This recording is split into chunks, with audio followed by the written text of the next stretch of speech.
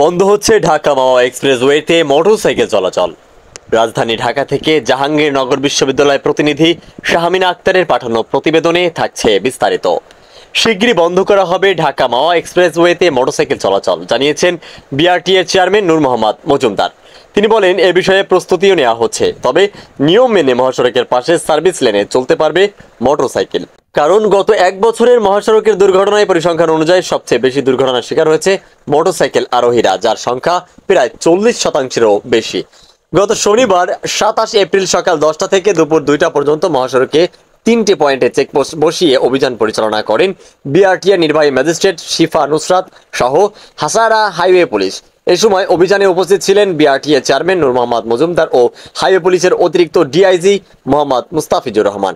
BRTA chairman বলেন, মহাসড়কের দুর্ঘটনা প্রতিরোধে সড়ক নিরাপত্তা ব্যবস্থার জোরদার কঠোর পদক্ষেপ যাচ্ছে বিআরটিএ কর্তৃপক্ষ। ঢাকা মাওয়া এক্সপ্রেসওয়েতে দুর্ঘটনার সংখ্যা বৃদ্ধি পাওয়ায় শিগগিরই সিসিটিভির মাধ্যমে মনিটরিং ব্যবস্থা জোরদার করা হবে মহাসড়কে।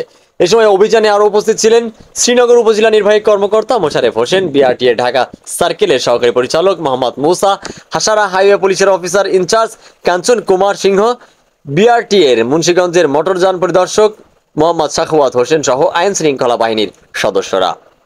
শেখ আলী আকবর, গাংচিল টিভি নিউজ ডেস্ক।